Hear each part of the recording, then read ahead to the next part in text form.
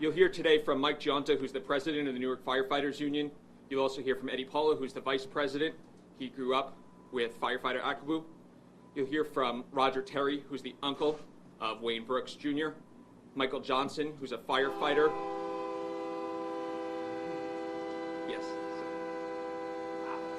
I'll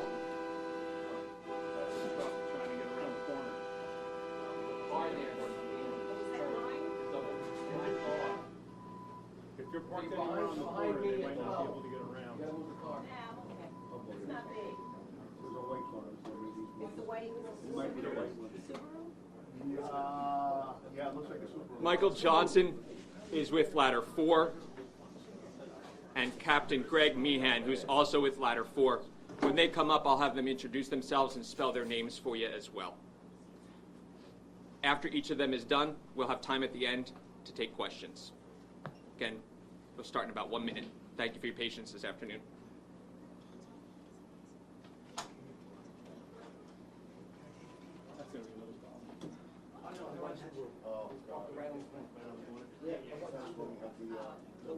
City Hall, and we had the float, but then we have people coming by. We help the horns, and we just yelling. Well, they can't keep going. There's no place else for them to go. This is the only street they can get out of. That's why this is such a busy street. They can't fit under any other bridge. That's why this is so busy.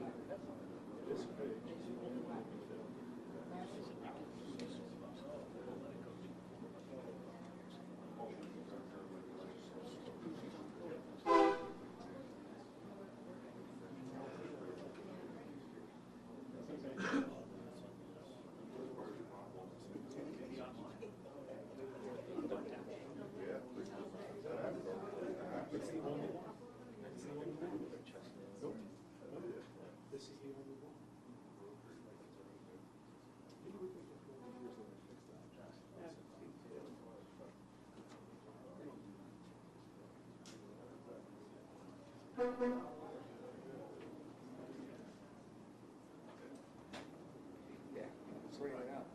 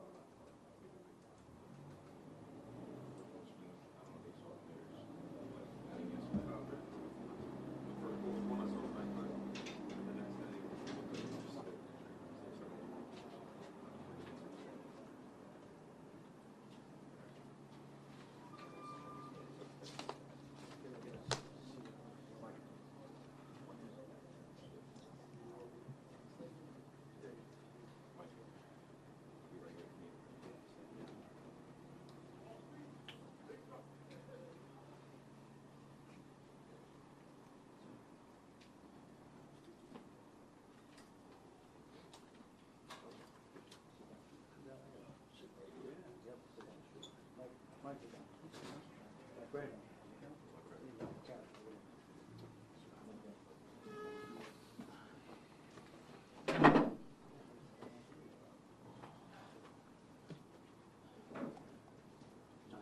everybody set?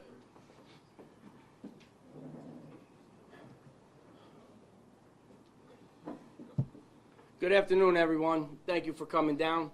My name is Michael Giunta, Michaelgiunta. I'm the president of Newark Firefighters Union. I'm here to tell you that late Wednesday night, the Newark Fire Department responded to one of the worst fires in history.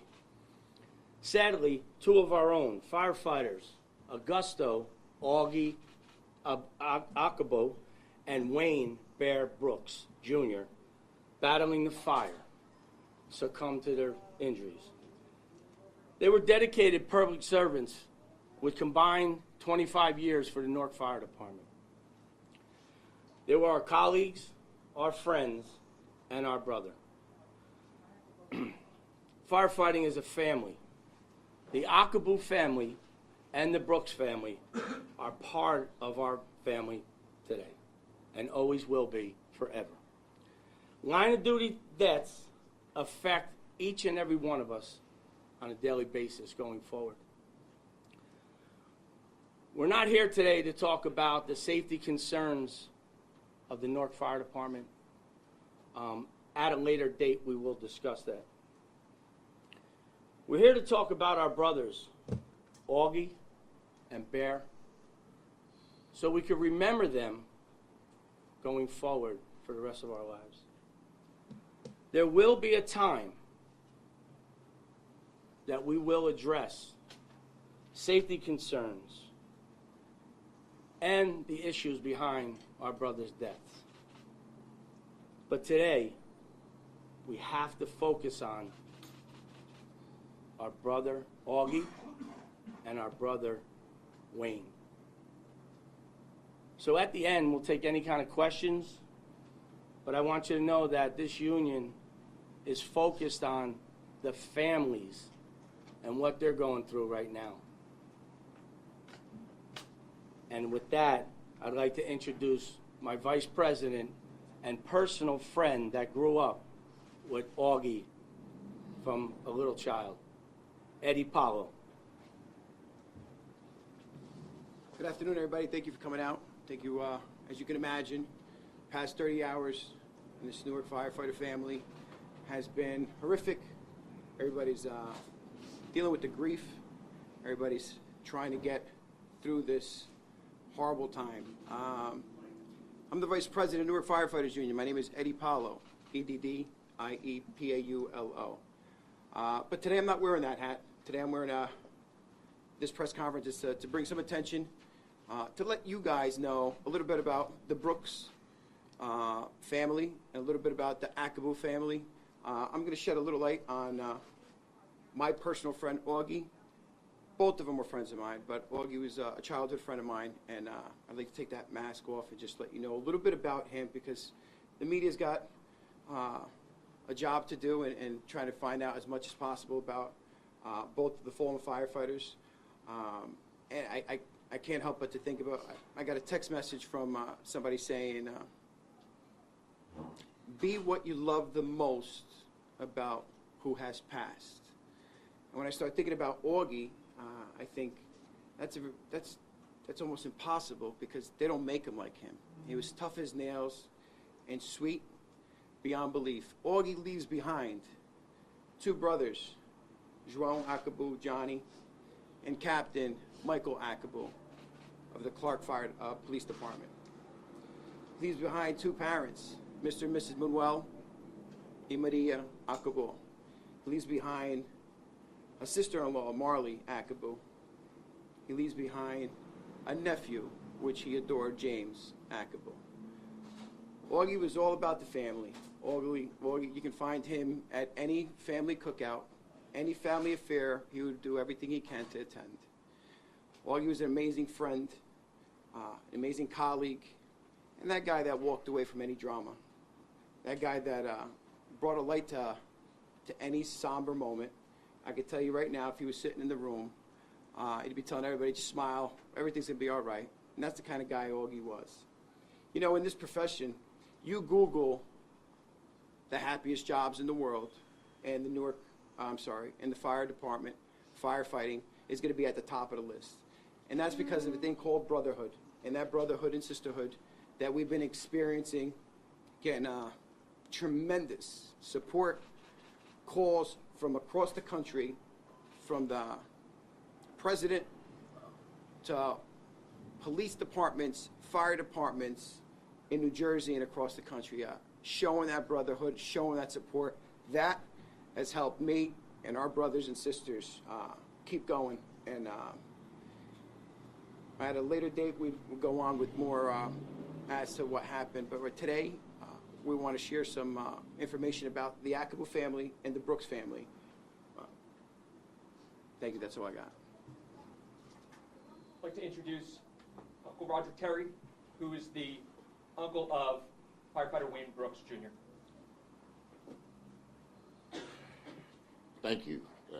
Good afternoon. And first of all, my condolence to the Ackabu family. It's a very difficult time. I'm speaking for some of our family. I understand that Michelle may be caught in traffic, Wayne's wife, and is not here at this time. We're a real close family. You know, many of my children are the same age as Wayne, so I look at Wayne just not like my nephew, but he's like my son. And it's been a very, very difficult day or so. No one's had much sleep at all. And together as a family, we've been bounding and trying to make it through this terrible time. Wayne, he wanted to be a firefighter all of his life. He came out #1 in his class as firefighter. He's a tremendous athlete also. When he graduated from St. Benedict's High, he was one of the top fencers in the state. He always kept himself in shape, a real-life Superman. You know, the individual cared about all kinds of people. He could have had any job that he wanted in this region, but he picked being a firefighter because he liked working with people and helping people. And because of that, you know, we do know the dangers, and unfortunately, he's lost his life as a result of that. But I've heard it said that greater had no man that lays his life down for another. So I know for a fact that in heaven, there's a special place for him.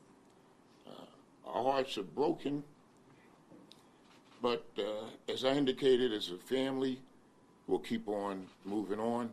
You know, we're close-knit, we'll work together, and we'll find a way in the next couple of days, weeks, and months to get through this.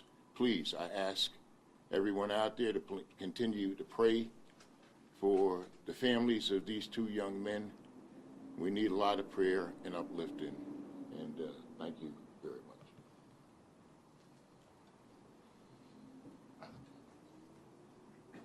Michael Johnson from Ladder 4. Good afternoon, everyone. My name is Michael Johnson, M-I-C-H-A-E-L, J-O-H-N-S-O-N. I am part of Ladder 4 crews. Bear was a amazing person. Great leader, great friend, great brother. Loved his family. Loved the job. Very horrific time. Very tough time for us. But we're going to pull through. He's never forgotten. He's touching everybody's life in his department.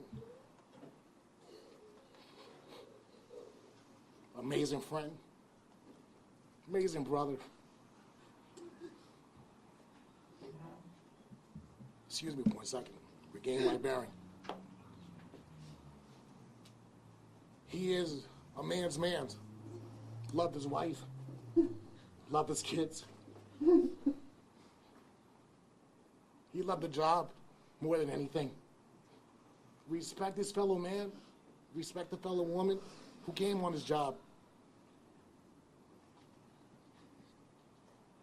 Wayne Bear Brooks, Jr., you will never be forgotten. Most definitely. You'll always be ladder 4. Thank you.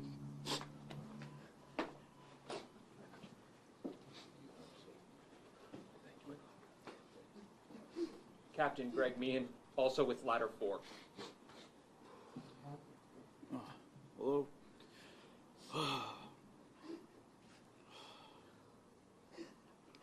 My name is Greg Meehan, captain of Ladder 4. Wayne was one of my guys. Didn't think it was going to be this hard. I could stand up here all day talking about every good thing there is about Wayne. Start out, he was son of a wonderful family, which showed through in everything he did with us at the firehouse. The way he cooked, the way he helped out, he was amazing. Understatement, amazing. Brother, husband, just in every regard, #1 guy. I know you're going to hear a lot of things as to great smile. Never found him without a smile. But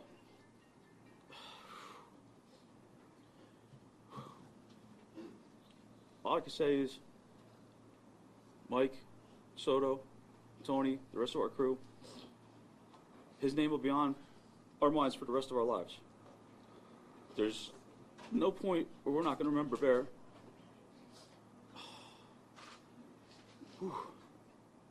He was one of a kind. As far as Augie goes, again, you're going to hear it time and time again. Upbeat, motivated, great individual. They were just taken from us too soon. Thank you very much.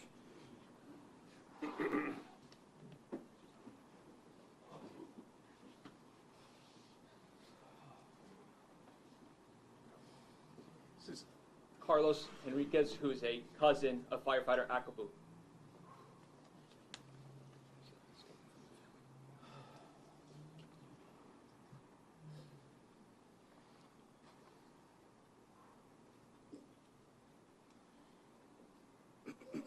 This is a statement from Augie's family. Augie had a special way of reminding us of his love, whether it was his big hugs before he left for work or a simple "I love you." Augie always made sure we felt his affection. In our grief, it is difficult to describe how deeply we love Augie. He is our world, and his untimely passing has left an unfathomable absence in our home. Augie's sense of honor was unparalleled, and he consistently exemplified this through his actions. Everything he did was about helping others, going above and beyond for those in need. He maintained a special bond with an assistant football coach from high school who was battling cancer, and Augie would often run errands and provide support for him during his treatments. We only just learned about that this week. Those were the little things Augie did for the people in his life. It was just the kind of person he was, someone who treated you like family. His infectious spirit brought joy wherever he went. At family parties, he entertained all the kids. As a boxer, he was over the moon when he spotted Muhammad Ali and posed for a photo together, pretending to throw a punch. Augie approached his work as a firefighter like he approached everything in life, with dedication and passion. His commitment to the job was unwavering, and his legacy will inspire those who follow in his footsteps. This is who Augie was. He would give you the shirt off his back. He was our hero, who we will miss every day and continue to love forever.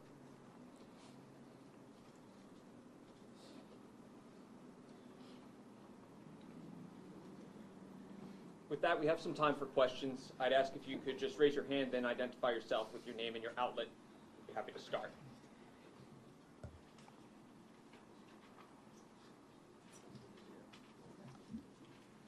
Good afternoon again. Michael Junta, the president of the Newark Firefighters Union. First of all, I'd like to thank all the municipalities, FDNY, who came to help us out. You know, Elizabeth Fire Department, we work hand in hand with other municipalities on a daily basis to get the jobs done.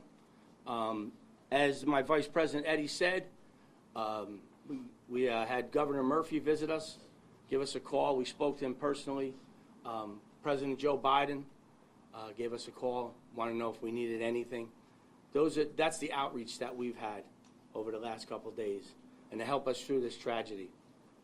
So if you have any questions, also, I'm sorry, one other thing, we have a GoFundMe page, and we're trying to help the families out and to see how what we can do for them going forward. Kyle Mazza, UNF News. Did you get any indication from the president that at the appropriate time that he would visit the area, that he would visit your union or meet with the families in response to this tragedy? Yeah, it's possible, but it's not confirmed right now. He did make an invitation to the families if they're ever in Washington to come down. Yes, he did, to show them the Oval Office. And the president called both families as well. Yeah. When did he call? What's that? Stephen Nordhaus from the Star Writer. When did the president call? Called us yesterday. He called us for our union and our fire department. He extended his condolences, gave us a couple stories about his personal stuff, and then he called Michelle and her family, and also the mother and father and the family of Augie, and I was present for them. And I'll tell you, it just goes to show you how far this extends across the country. Did Mr. Acabo and Mr. Brooks Jr. work together ever at all? I'm sure at one time in their career, because remember, they had 25 years combined, so they have crossed each other's paths, absolutely, because we worked in the same sector, you know, in the 5th Battalion here. Anyone else? Hi, good morning. I'm Crystal, Channel 7. Thanks for the opportunity. Is there anyone here who responds to that fire who could take us there? Yeah, I mean, there's someone here that could take you down there. I mean, I don't know how close you're going to get. The Port Authority has it all. Oh.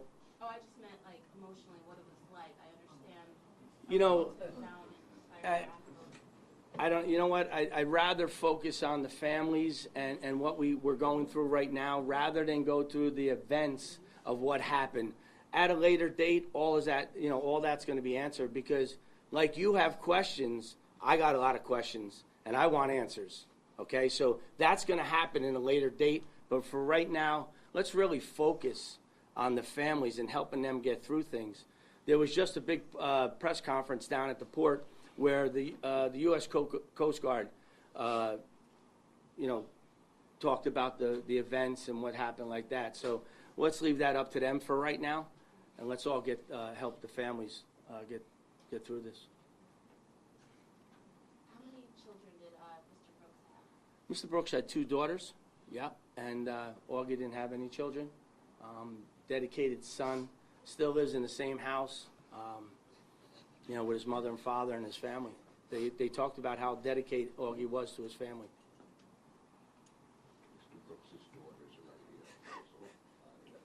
Yeah. Jim Murdoch, News 12, New Jersey. We heard that the services are in the works right now, I guess next week. What do you want to tell the folks in New Jersey, in Newark, watching this, when these services happen? What should they take away from all this? What they take away is we are public servants. We protect our community, and we go to work every day not knowing if we're coming home, okay? And what I encourage them to do is just pray for the families, and pray for some peace in Newark right now, you know what I mean? And just help us all move forward. New Jersey needs to help us. And as you can see behind me, this is how we're strong together. We have people that flew in from Washington, drove up from Washington. We have people here that drove from Massachusetts, flew from Boston. That's the outpouring that we're getting and the support that we're getting, because we all need it right now. We're trying to stay as strong as possible.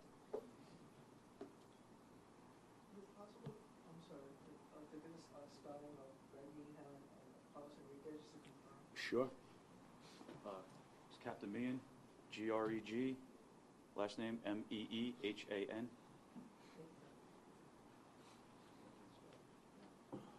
Captain Enriques, Carlos, Henriquez.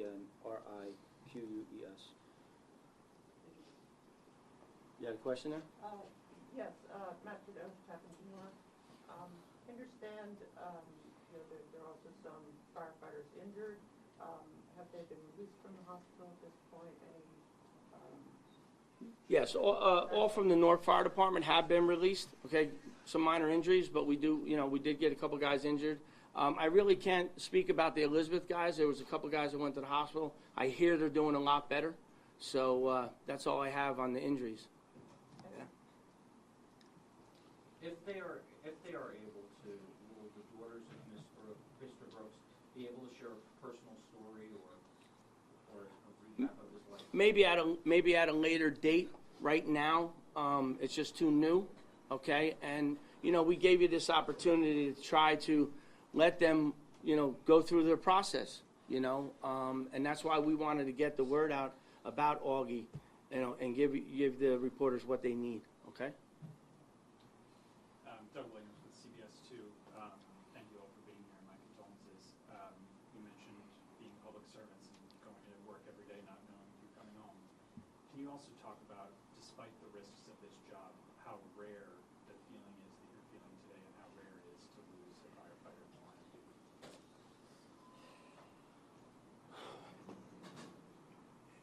It's not becoming so rare because we have brothers all around this country.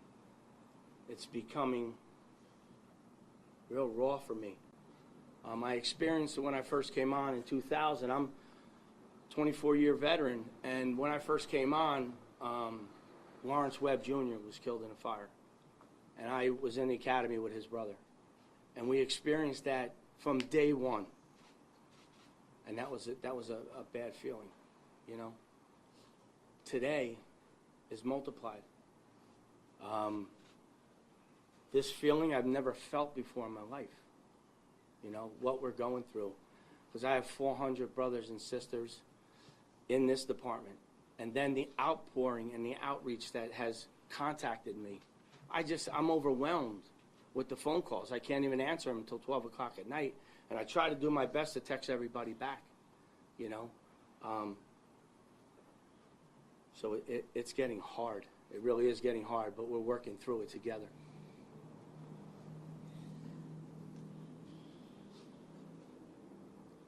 Anyone else? Just going back to the GoFundMe, is there anything else the union's doing to support the family, or what is the hope of the GoFundMe ultimately? Is it going toward college or anything? Yeah. Also, the IAFF Foundation is part of that, okay? And for corporations or anybody who would like to donate that way, we're supporting these families just by being here. There's an outpouring of people at each house. I've never seen anything like it. Just the outreach. And like we said, it goes as far as the president, and he assured us that, whatever support we need, So the GoFundMe page is the families of firefighter Akabu and firefighter Brooks. And we are forever with their family. And I pledge to their daughters, to his daughters and his wife, and Augie's family that you have all this support behind you, no matter what you need. We'll be here forever.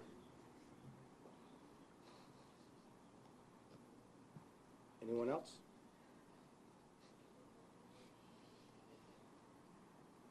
I think that concludes today, and I'd like to thank everybody for coming out and sharing the Brooks family and the Akabu family. I really appreciate everything. Thank you. As President Johnson said, we'll have more information next week, certainly regarding services, also regarding some of the questions and concerns that folks have regarding last week's incident. We appreciate your time. I think many of you have my contact information. I have business cards or other ways of getting in touch with me if you need it. Please see me. Thanks so much.